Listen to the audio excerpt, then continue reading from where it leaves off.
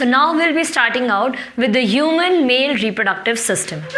अब human male reproductive system में there are basically 5 important organs. ठीक है, सबसे पहले आते हैं आपके testes. This is the basic diagram of human male reproductive system. In your textbook page number 168 आपको 3 डायग्राम्स दिए होंगे, out of which the very first diagram is like this. इसके above there is kidney and renal artery, renal veins. There is no need for that. हम लोग को सिर्फ urinary bladder से up till here यहाँ तक के पढ़ने की ज़रूरत थी. That's why I have drawn over here.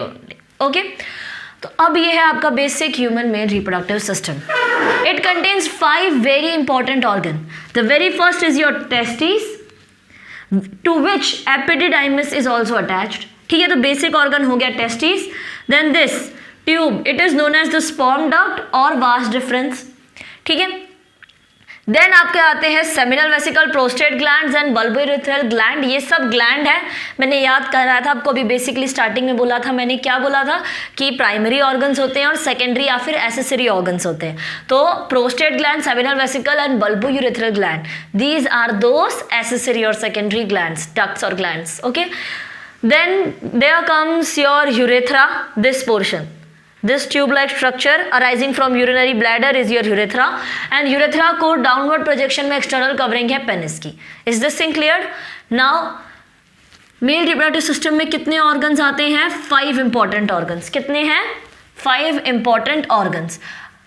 Testes, sperm duct, seminal vesicle, prostate gland and bulbourethral gland. All these together are forming the accessory glands. Then the fourth one is urethra and the last one is your penis. Okay? अब इन सब glands के बारे में हम लोग depth information देखते हैं. तो सबसे पहला ग्लैंड हमारा कौन सा आता है? सबसे पहला we have testis. Okay, now testis क्या दिख रहा है आपको? Testis are the 2 oval shape structure. कैसे हैं ये? ओवल शेप्ड है, तो they are oval shaped structure. Okay, they are present in pair, यानी कि in total there are 2 testis which are present on one side. देखिए, ये लेफ्ट साइड होगा, ये राइट साइड होगा, on either side of your body. Then अब ये testis के बारे में अगर मैं बात करूं तो this testis are basically located out of your body. ये बॉडी के अंदर प्रेजेंट नहीं होती हैं. They are located, testis are located in a region. Testis एक ऐसे रीजन में लोकेटेड होती हैं that is outside of your body. Body के आउटसाइड एक रीजन होता है जहां आपकी टेस्टिस लोकेटेड होती हैं, और उस रीजन को हम क्या बोलते हैं? Scrotum region. We called it as scrotum region, और you can also called it as scrotal sac. Okay, तो ये जो स्क्रोटम रीजन होता है which is outside your body, यहाँ पे आपकी टेस्टिस लोकेटेड होती है. Now why are testis located outside your body, why not inside your body? तो इसका रीजन ये है, स्टार्टिंग से देखते हैं. एम्ब्रियोनिक स्टेज में जब बेबी, मेल बेबी, ओके, जब मेल बेबी मदर के एम्ब्रियो में रहता है, मदर के वूम में रहता है, सॉरी, मदर के वूम में रहता है in the form of an embryo. उसके एम्ब्रियोनिक स्टेज में, इन द एम्ब्रियो स्टेज, जो मेल में टेस्टिस होती है, testis are inside the abdomen. Abdomen यानी कि इनसाइड योर बॉडी. अगर male baby is present inside the womb of a mother in the form of embryo, male baby जब embryo के form में अपनी मदर के वूम्ब में होता है ना, तब उसकी जो टेस्टिस है उस एम्ब्रियोनिक स्टेज में मेल की टेस्टिस वो मेल के एब्डोमेन के अंदर ही रहेगी. ओके, अगर मेल बेबी एम्ब्रियो के फॉर्म में है तो उस एम्ब्रियो वाले मेल बेबी की टेस्टिस उसके एब्डोमेन में ही रहेगी. But when it grows old, जैसे कि वो एम्ब्रियोनिक स्टेज पार कर लेता है, when it is about to be released after 9 months, तो इंग्यूइनल कैनाल, तो थ्रू इंग्यूनल कैनल, ये एक कैनल होता है. Okay, through this inguinal canal testes, I'm sorry, I'm writing it out like testes, through this inguinal canal your testes descends, यानी कि नीचे आती हैं towards the scrotum region, towards the scrotum region. Is this thing cleared? So this was the basic reason कि आपकी जो testes है ना, वो आप जब मेल बेबी जब मदर के वूम में रहता है in the form of embryo, तो उस एम्ब्रियोनिक स्टेज में उसकी जो टेस्टीज है वो एब्डोमेन के अंदर लोकेटेड होती है. And when it comes out of the body as a baby, जब वो एक कंप्लीट बेबी में ट्रांसफॉर्म हो जाता है, तब उसकी testes will descends through inguinal canal. ये कैनल होता है जिसके थ्रू टेस्टीज डिसेंड करती हैं कहाँ पे? Towards the scrotum region. अब यहाँ पे इतना तो पता चल गया कि एम्ब्रियोनिक स्टेज में तो एब्डोमेन में होती है, इंग्यूइनल कैनाल से वो स्क्रॉटम में डिसेंड हो जाती है. बट ऐसा क्यों होता है? Why they don't only remain inside the abdomen, abdomen में क्यों नहीं रहती हैं, स्क्रॉटम रीजन में क्यों आती हैं?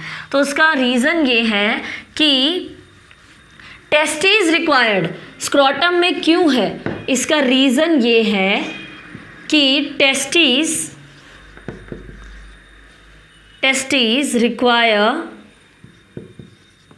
testes require a temperature less than the normal body temperature, यानी कि टेस्टिस को जिस टेम्परेचर की ज़रूरत है वो टेम्परेचर बॉडी के टेम्परेचर से कम होना चाहिए. यानी बॉडी का टेम्परेचर ज़्यादा होता है. ओके, बॉडी का टेम्परेचर ज़्यादा होता है, उसकी वजह से आपकी टेस्टीज बॉडी के अंदर सर्वाइव नहीं कर सकती. That's why male testes are located outside the body in a scrotum sac because of high temperature inside the body. Is this thing clear?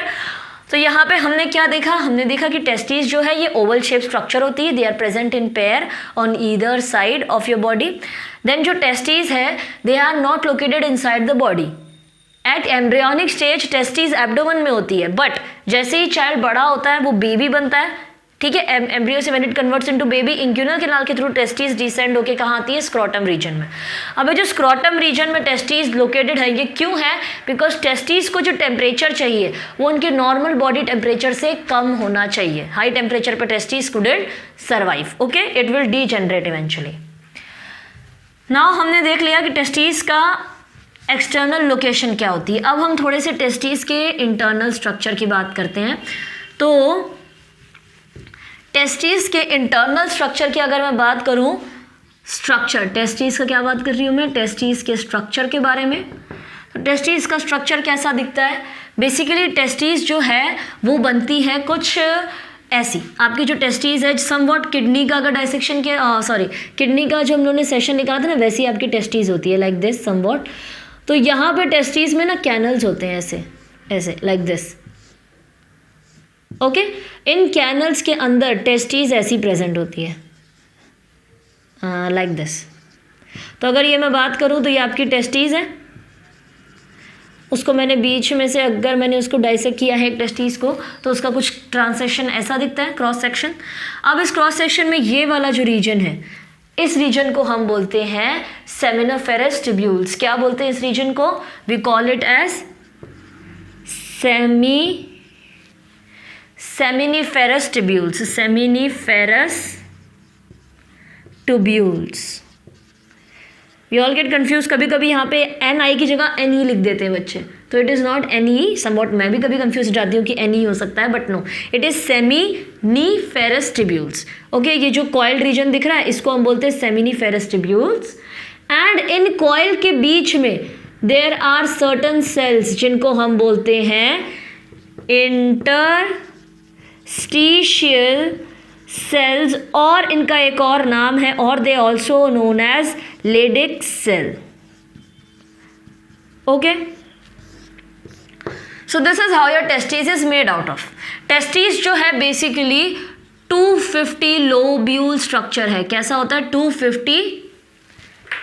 Testis is basically made out of 250 lobules. Okay, 250 lobes से testes बनी होती है, जिनके पहला part होता है seminiferous tubules, दूसरा part होता है इंटरस्टिशियल सेल्स. ओके, ये जो कॉइल्ड स्ट्रक्चर है हाईली, इसको बोलते हैं सेमिनिफेरस ट्यूब्यूल्स, और जो इनके बीच में प्रेजेंट है सेल्स, जो इनके सेमिनोफेरस के ट्यूब्यूल्स के बीच में जो स्पेसेस है उनमें जो सेल्स प्रेजेंट है उनको बोलते हैं इंटरस्टिशियल और लेडिक सेल्स। अब इनका काम क्या है, तो अगर मैं बात करूं सेमिनिफेरस ट्यूब्यूल्स की, सेमिनिफेरस ट्यूब्यूल्स की अगर मैं बात करूं तो these seminiferous tubules are basically meant for spermatogenesis. They perform spermatogenesis. What is spermatogenesis? अच्छा, हम लोग ने ब्लड सर्कुलेटरी सिस्टम पढ़ा है, उससे मैंने आपको टाइप्स ऑफ ब्लड एलिमेंट्स बताए थे, corpuscle, red blood corpuscles, white blood corpuscles, platelet, उनके साइंटिफिक नेम भी बताए थे। आरबीसी को एरेथ्रोसाइट्स बोलते हैं, डब्ल्यूबीसी को ल्यूकोसाइट्स और प्लेटलेट्स को थ्रोम्बोसाइट्स। अब इन ल्यूकोसाइट्स, इरेथ्रोसाइट्स और थ्रोम्बोसाइट्स के प्रोसेस ऑफ फॉर्मेशन का भी मैंने आपको नाम बताया था। इफ़ यू हैव रिमेंबर्ड, मैंने कहा था इरेथ्रोसाइट्स का process of formation erythropoiesis, thrombocytes का process of formation thrombopoiesis, leucocytes के process of formation leucopoiesis. Similarly sperm का formation spermatogenesis. What is spermatogenesis? Process of formation of sperms. And ये sperms क्या होते हैं? ये होते हैं male reproductive cells. Is this thing cleared? तो sperm कहाँ से बनते हैं? Sperms are basically formed inside the testes. But testes में भी exactly कहाँ से? तो they are formed in the seminiferous tubules of your testes. Is this thing clear? तो sperms are formed inside the seminiferous tubules of testes. They perform spermatogenesis, यानी कि process of formation of sperm. अगर मैं next की बात करूँ तो next है हमारे Leydig cells, और you might also call them interstitial. मैं यहाँ पे लेडिक लिख देती हूँ, और इंटरस्टिशियल सेल्स भी बोलते हैं। ये कहाँ प्रेजेंट होते हैं? तो they are present in spaces between the, कहाँ प्रेजेंट होते हैं? Present in spaces between tubules of seminiferous. Seminiferous region की जो ट्यूब्यूल है उनके बीच में ये सेल्स प्रेजेंट होते हैं। This dotted structure are Leydig cell, जो इनके ट्यूब्यूल्स के बीच में प्रेजेंट है। इनका काम क्या होता है? तो दे रिलीज, इनका काम होता है they release hormone called as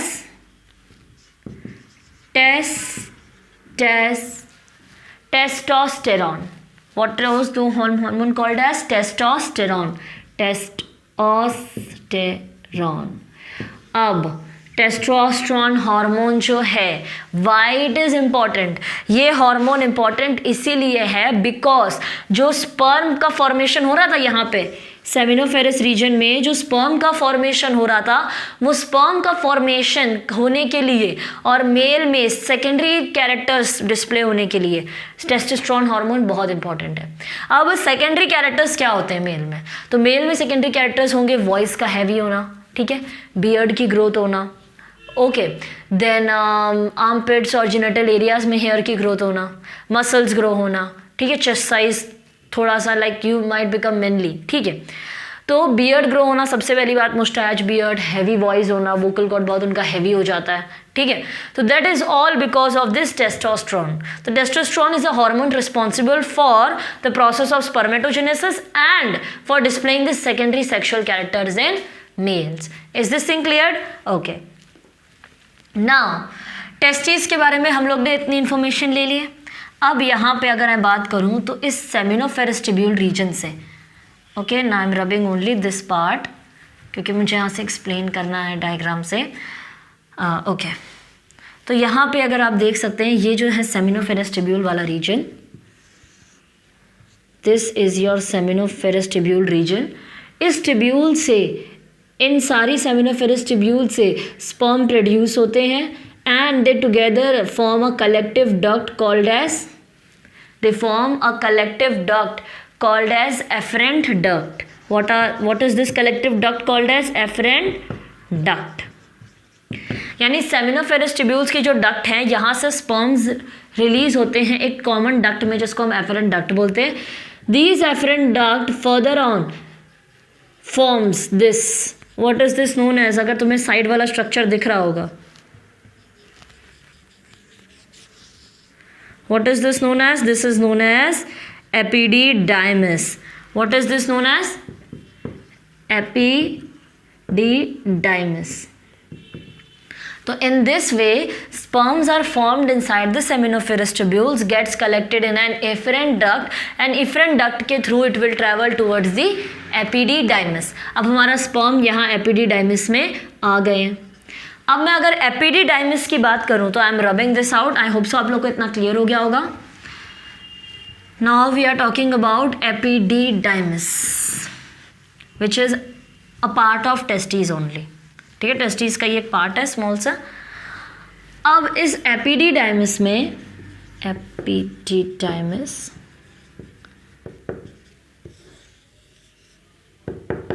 in this epididymis, it is basically a single lobe,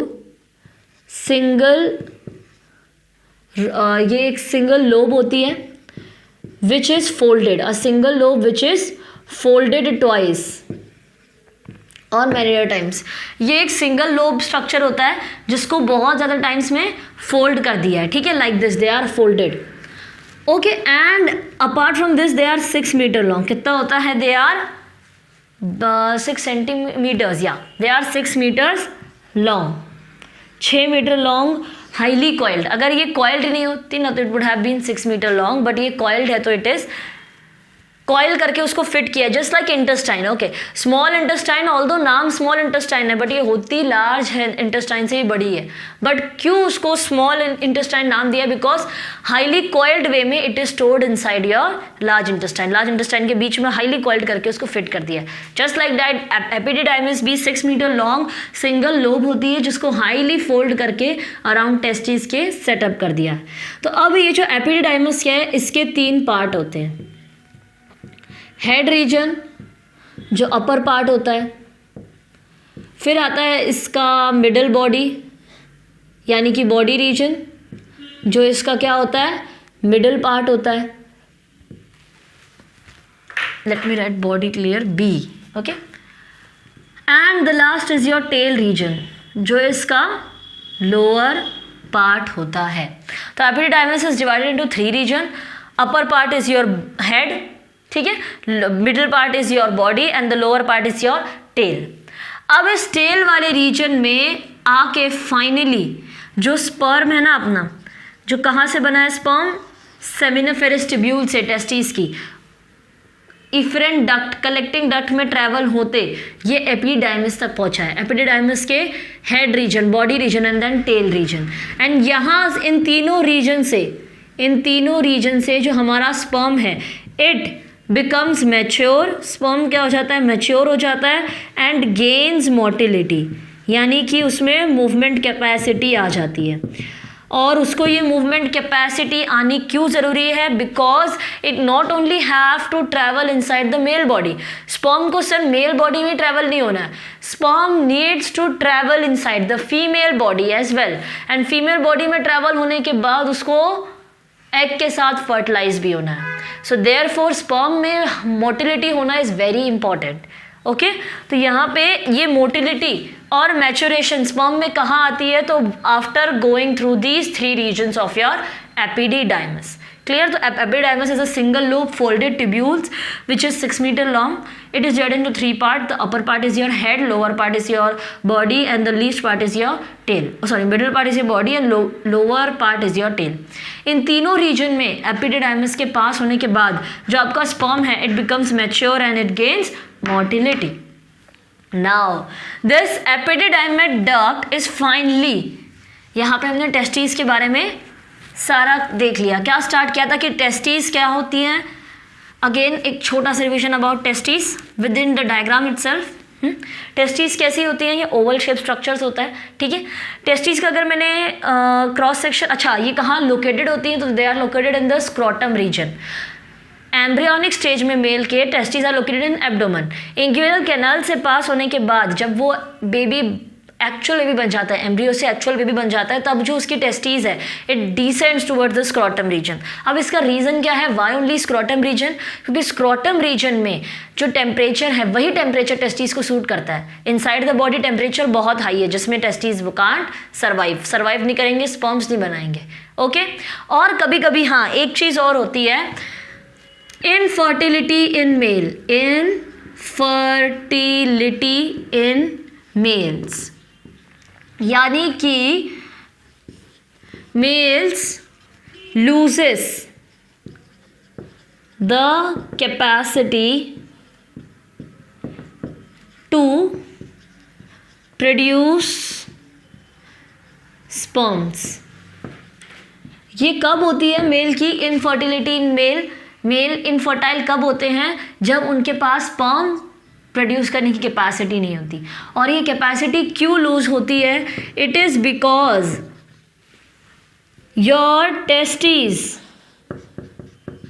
fails to descend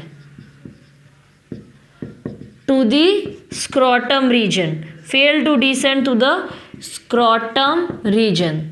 और स्क्रॉटम रीजन में अगर टेस्टिस डिसेंड नहीं हो पाई तो testis will remain within the abdomen itself. और अगर टेस्टिस सिर्फ एब्डोमन में ही रह गई तो टेम्परेचर इतना हाई है बॉडी का जिसकी वजह से टेस्टिस कांट फंक्शन। अब टेस्टिस फंक्शन नहीं कर रही है तो स्पर्मेटोजेनेसिस यानी कि स्पर्म का फॉर्मेशन होगा ही नहीं। So this is the main reason why some of the males are told to be infertile. Why infertile, because उनके पास कैपेसिटी नहीं होती टू प्रोड्यूस स्पर्म। और ये किस वजह से होता है, क्योंकि आपकी जो टेस्टिस होती है वो एम्ब्रियोनिक स्टेज में ही फेल करती है डिसेंड होने में स्क्रॉटम रीजन के लिए, तो वो एब्डोमन में रह जाती है जिसकी वजह से स्पर्म फॉर्मेशन नहीं होता है। Is this thing clear? So this is very important. Next हमने जो टेस्टिस का इंटरनल स्ट्रक्चर देखा जिसमें सेमिनोफेरस ट्यूब्यूल्स थे और लेडिग या इंटरस्टिशियल सेल थे। सेमिनोफेरस ट्यूब्यूल क्या करते थे, the process of spermatogenesis, they perform the process of spermatogenesis that is formation of sperms. And जो लेडिग या इंटरस्टिशियल सेल थे इनका क्या काम था, तो दीज लेडिग और interstitial cell they releases a hormone called as testosterone. Testosterone का क्या काम था, स्पर्मेटोजेनेसिस को तो वो एक्सेलरेट करता ही करता था और मेल में सेकेंडरी सेक्सुअल कैरेक्टर्स को भी डिस्प्ले करता था। Then next coming back to another thing कि सेमिनोफेरस ट्यूब्यूल से जो डक्ट्स निकल रही थी एक कलेक्टिव डक्ट बनाती थी जिसको हम लोग क्या बोलते थे, इफरेंट डक्ट। अब वो 3 to 4 इफरेंट डक्ट मिलके they goes towards the epididymis region. और ये एपिडिडाइमिस रीजन जो है it is basically a single lobe structure जिसको हाईली फोल्ड कर दिया है। और अगर ये सिंगल लोब को मैं एक्सटेंड करूंगी तो ये 6 मीटर लॉन्ग होगा। ओके अब ये जो 6 metre long single lobe structure है ये 3 पार्ट्स में डिवाइड है, head, upper part, lower part middle part body and lower part tail. इन तीनों रीजन में से एपिडिडाइमिस के जब स्पर्म पास होता है तो स्पर्म में 2 इंपॉर्टेंट कैरेक्टरिस्टिक इंट्रोड्यूस हो जाती है, मोटिलिटी एंड मैचुरेशन। ओके ना फाइनली आप यहाँ देख सकते हैं कि स्पर्म यहाँ पे मोटिलिटी एंड मैचुरेशन गेन करके it will descend towards another region called as sperm duct. तो after finishing out with the testis we will be moving to another organ which is known as sperm duct. ये accessory organs में आता है क्योंकि primary organs में सिर्फ testis था mail में और ओवरीज था फीमेल में। So all the rest organ are your accessory या फिर secondary male reproductive organ. Now we'll be talking about the second organ which is known as the sperm duct. Okay. Another name for this sperm duct is vas deferens. Sperm duct is also known as vas deferens. इस this thing clear? Sperm duct का एक और नाम होता है vas deferens. अब ये sperm duct और वास डेफरेंस क्या है, तो बेसिकली ये जो होते हैं they are pair of tubules that carries the sperm from epididymis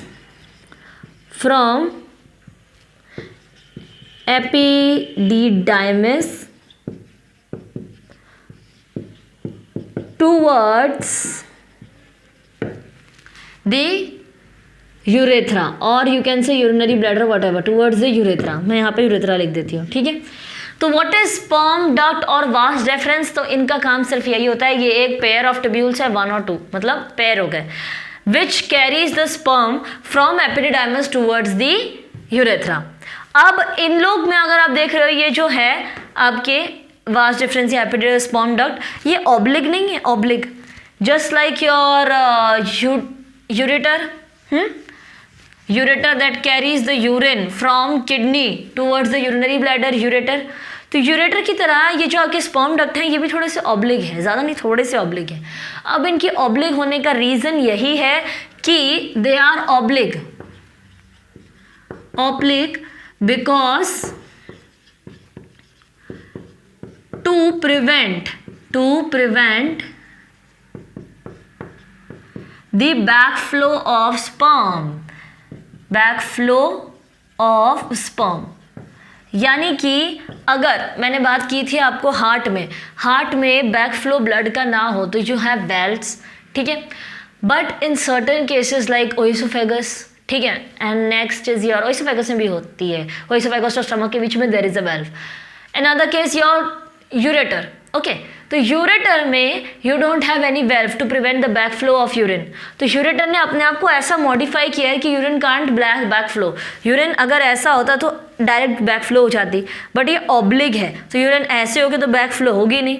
is this thing clear? Similarly in the case of sperm, ये अगर स्ट्रक्चर सीधा होता ना तो स्पर्म यहाँ जा रहा है तो यहाँ से बैक फ्लो हो जाता, बट ये स्ट्रक्चर ऑब्लिक है, तो स्पर्म अगर यहाँ से उल्टा भी जा रहा है तो यहाँ पे जाके ये वापस बैक फ्लो ही होगा, ठीक है। तो स्पर्म का बैक फ्लो ना हो, इस वजह से स्पर्म वापस यहाँ से अगर ऊपर जा रहा है स्पर्म तो वह वापस नीचे ना जाए, इस वजह से you have oblique shape of your vas deferens और sperm duct. Okay, so this was all about your vas deferens and sperm duct. Next we will be coming towards another accessory organs. ये तो थे accessory organ. Okay, now we will be talking about accessory glands. Third is your accessory gland. Accessory gland. Basically in male reproductive system you have 3 accessory glands. कितने accessory glands हैं आपके पास? 3 accessory glands. सबसे पहले आता है seminal vesicle.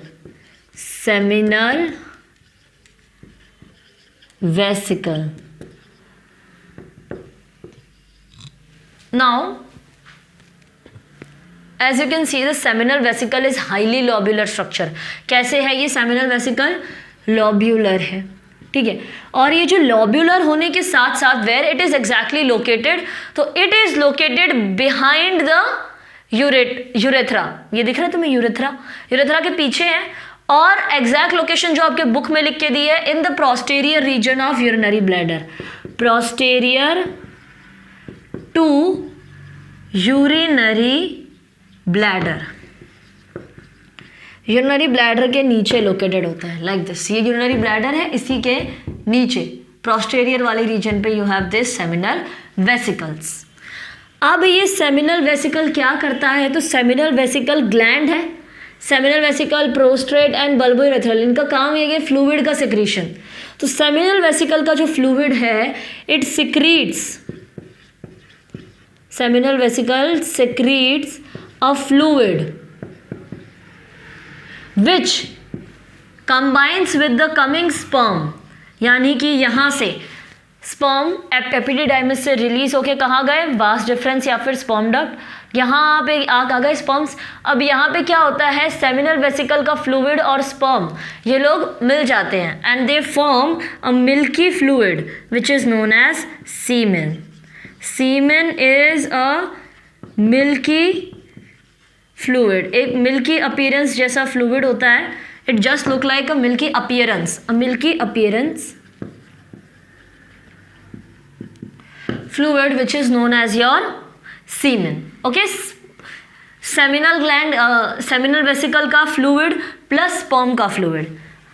Instead of writing secrete fluid, I will write seminal vesicle fluid. Seminal vesicle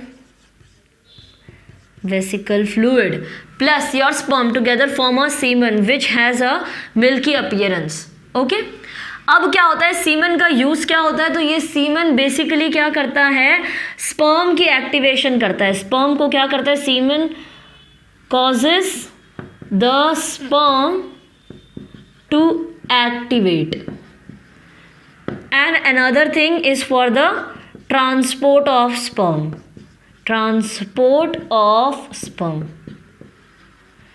is this in clear? तो यहाँ पे जो मैंने सेमिनल वेसिकल्स ड्रॉ की हैं, these are basically two vesicles located in the posterior region of your urinary bladder, and these two vesicles are highly lobular. इन lobe का structure, इन लॉब्स का यूज क्या है, तो they are located, they seminal fluid plus your sperm together form a semen which is milky appearance fluid. और ये sperm क्या कॉज करता है, ये एक्टिवेट करता है स्पर्म को एंड ट्रांसपोर्ट ऑफ स्पर्म को भी हेल्प करता है। Okay, next you have other two glands, okay, about which I'm going to write within the same line। ऐसे मैं इसको डिवाइड कर देती हूँ, and now I'll be writing about, okay, like this। Second आपका ग्लैंड है प्रोस्टेट ग्लैंड। कौन सा है, सेमिनल वेसिकल हो गया, इसके नीचे कौन सा ग्लैंड आ रहा है, ये प्रोस्टेट ग्लैंड। तो बेसिकली ये जो प्रोस्टेट ग्लैंड है, इट इज बाइलोब्ड। कैसा स्ट्रक्चर है ये, बाइलोब स्ट्रक्चर है, यानी सिर्फ 2 लोब से बना है ये bilobed structure. They are located behind urethra, urethra के पीछे लोकेटेड है ये bilobed structure, located behind urethra. अब प्रोस्टेट ग्लैंड का काम क्या है, तो it secretes, prostate gland secretes a fluid. ये जो फ्लूइड सेक्रीट करता है, इसका जो फ्लूइड है ये कैसा होता है, अल्कलाइन होता है। कैसा होता है, अल्कलाइन। अल्कलाइन यानी कि बेसिक। अब ये बेसिक क्यों होता है, because it helps to neutralise acidity, और you can say acidic medium in female vagina, vagina. अब सिंस मेल का भी जो रिप्रोडक्टिव सिस्टम है उसमें हमारा स्पर्म तो कवर्ड होता है, बट फीमेल बॉडी में जाने के लिए वो स्पर्म को और हाई कोटिंग की ज़रूरत होती है, क्योंकि फीमेल का जो वजाइनल ट्रैक्ट होता है it is highly acidic in nature. तो उस एसिडिक नेचर की वजह से स्पर्म डिस्ट्रॉय ना हो जाए, इसीलिए prostate gland provides N alkaline fluid. Prostate gland एक अल्कलाइन फ्लूइड प्रोवाइड करता है, जिसकी वजह से जो वजाइना होती है ना फीमेल की, उसकी जो एसिडिटी होती है वो न्यूट्रलाइज, यानी ये बेसिक वो एसिडिक, तो एसिडिक बेसिक अगर मिलते हैं तो they neutralise each other. Okay, then your third gland is your bulbourethral gland, bulbourethral gland, and it is also known as, also called as Cowper's gland, Cowper's gland. Clear with this thing? तो bulbourethral gland बोल लो या Cowper's gland बोल लो, one and the same thing. ये भी कहाँ located होते हैं, they are located below prostate gland behind urethra. अब बल्बोयूरेथ्रल ग्लैंड का काम क्या होता है, तो they basically lubricates female genital tract, यानी कि वजाइना। ओके, तो यहाँ पे हम लोग ने 3 जो मेल एक्सेसरी ग्लैंड्स थे, पहला था seminal vesicle, then prostate gland and then bulbourethral gland. तो यहाँ से जो हमारा स्पर्म आता है, सबसे पहले वो सेमिनल फ्लूइड के साथ मिलके एक मिल्की अपीयरेंस वाला फ्लूइड बनाता है, जिसको हम सीमेन बोलते हैं। What is the work of that semen? Semen जो है वो स्पर्म को एक्टिवेट करता है। अब जैसे स्पर्म और थोड़ा नीचे आता है यूरेथ्रा में, प्रोस्टेट ग्लैंड के secretion. Right now we have finished out with the accessory glands of the male reproductive system. अब हम बात करते हैं मेल रिप्रोडक्टिव सिस्टम में another important organ which is your 4th accessory organ called as urethra. Now we'll be talking about urethra. Okay. So as you can see, urethra जो है वो एक कॉमन पैसेज है for the urine and the ejaculation of sperm. Since diagram से हमें दिख रहा है कि urethra is arising from the urinary bladder. Okay, so the 4th organ is your urethra. If I'm talking about urethra, it is a common passage. It is a common passage for sperm and urine. Urine and form की ejaculation का एक common passage होता है जिसको हम urethra बोलते हैं. Urinary bladder में यूरिन स्टोर होती है, वो भी यूरेथ्रा के थ्रू एक्सक्रीट होगी. एंड यहाँ टेस्टिस से जो स्पर्म आ रहे हैं वो भी यूरेथ्रा के थ्रू ही एक्सक्रीट आउट होंगे. सो अपार्ट फ्रॉम दिस कुछ ज़्यादा आपकी बुक में यूरेथ्रा के बारे में मेंशन नहीं किया गया है. And urethra externally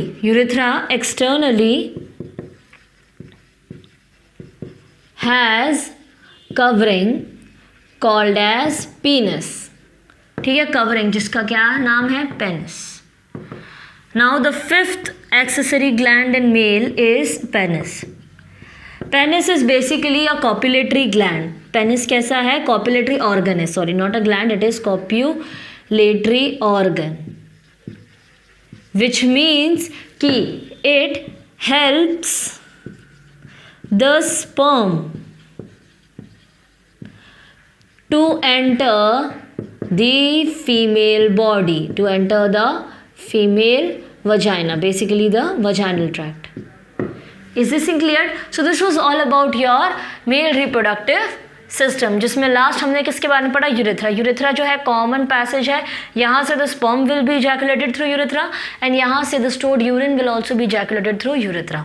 urethra externally किस कोट कवरिंग से बना है, तो it has an external covering called as penis.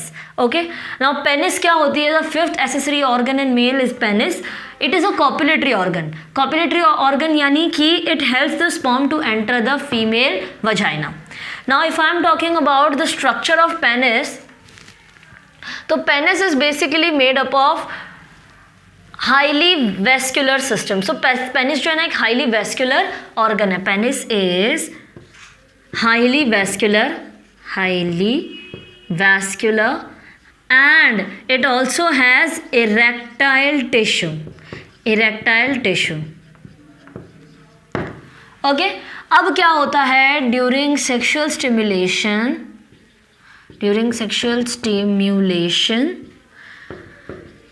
Sexual stimulation के टाइम पे हाई अमाउंट ऑफ ब्लड जो है वो फ्लो होता है. कहाँ पे, फ्लोज इनसाइड दी पेनिस. पेनिस में जो ब्लड वेसल्स है उसमें high amount of blood flows in penis की ब्लड वेसल्स. ओके, एंड अगर पेनिस की blood vessels are fully filled with blood, this causes the penis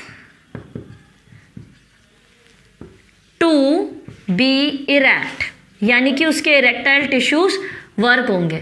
तो यहाँ पे this causes the penis to be erect and this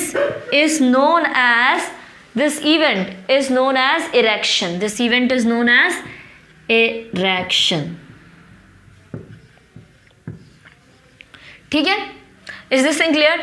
so penis is basically a copulatory organ. इसका काम क्या है कि स्पर्म को ट्रैवल करता है मेल बॉडी से फीमेल वजाइनल ट्रैक्ट में. नाउ सेक्सुअल स्टिमुलेशन के टाइम पे जो पेनिस है ना उसमें high amount of blood flow होता है. Since we know the penis is highly vascular system and it has an erectile tissue. तो ब्लड जो है उसके ब्लड वेसल्स में हाई अमाउंट में फ्लो होता है जिसकी वजह से पेनिस इरेक्ट हो जाता है and this causes the event known as erection. Okay, now with this we have done with our male reproductive system. हम लोग ने इसके बारे में क्या क्या पढ़ा, एक quick revision of this male reproductive system हम अभी देखते हैं कि we started the male reproductive system with our testis. एक क्विक रिविजन देखते हैं हम लोग. ठीक है, we started our male reproductive system with testis. Testis क्या होते हैं, बेसिकली ओवल शेप्ड स्ट्रक्चर्स होते हैं that are located in the scrotum region. Why scrotum region, क्योंकि टेस्टिस को बॉडी टेम्परेचर सूटेबल नहीं होता है. They want a temperature less than your normal body temperature. और ये जो है ये चीज़ टेस्टिस में हमारे एम्ब्रियोनिक स्टेज में the testis in males are located inside the abdomen. Inguinal canal से वो डिसेंट होके आती हैं स्क्रॉटम रीजन पे. ओके, एंड स्क्रॉटम रीजन में आने के बाद जो टेस्टिस है they can survive, they produce sperms. अब अगर वो फेल हो जाती हैं एम्ब्रियोनिक स्टेज में ही स्क्रॉटम रीजन में आने के लिए, तो टेस्टिस जो है, वो जो मेल होता है ना, वो इनफर्टाइल होता है, यानी कि it loses the capacity to produce the sperms. Now जो स्पर्म टेस्टिस में बनते हैं वो कहाँ बनते हैं? टेस्टिस में दो रीजन होते हैं, highly coiled region. Testis 250 lobule से बना होता है, जिसमें से एक हाईली कॉइल्ड रीजन होता है जिसको हम क्या बोलते हैं?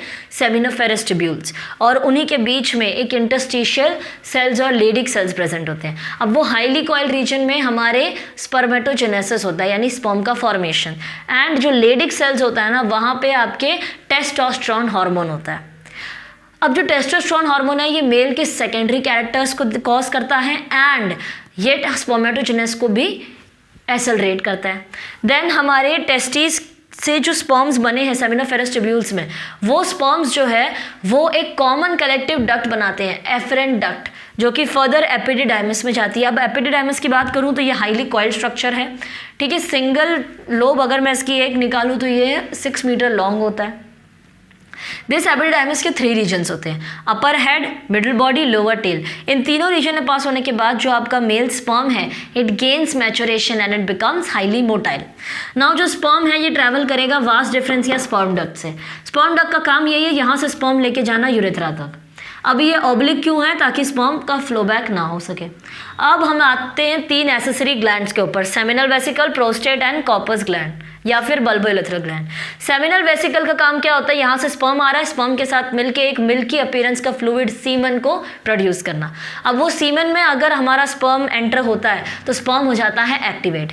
यहाँ से स्पर्म और सेमिनल वेसिकल के फ्लूइड ने मिलकर सीमन बनाया, सीमन जाता है प्रोस्टेट ग्लैंड से, जब तो प्रोस्टेट ग्लैंड भी अपनी अल्कलाइन फ्लूइड की सेक्रीशन उसमें पोर कर देता है, जिसकी क्या यूज होता है? वो फीमेल वजाइनल ट्रैक्ट की जो एसिडिटी है उसको न्यूट्रलाइज करता है, so that our sperm will be able to survive inside it. अब लास्ट हमारा आता है बल्बोयूरेथ्रल ग्लैंड। तो ये ग्लैंड क्या करते हैं? एक बस ऐसा फ्लूइड सिक्रीट करते हैं जो फीमेल वजाइनल ट्रैक्ट को लुब्रिकेट करता है, ओके। देन हमारा जो स्पर्म है that is finally ejaculated through penis. अब यहाँ पे हम यूरेथ्रा की बात करें तो urethra is a common passage for passage of urine and for the sperm, जिसको एक्सटर्नली कवरिंग होती है पेनिस की। Penis is basically a copulatory organ that helps to pass the sperm from male body to female vaginal tract. Now ये जो penis है it is highly supplied with blood vessels and it has erectile tissues. तो sexual stimulation के time पे high amount of blood in blood vessels में flow होता है, जिसकी वजह से इरेक्टाइल टिश्यूज जो है एक्टिवेट होके पेनिस को इरेक्ट कर देते हैं, और जिस हम लोग इस इवेंट को बोलते हैं erection, okay. So with this we have done with our male reproductive system.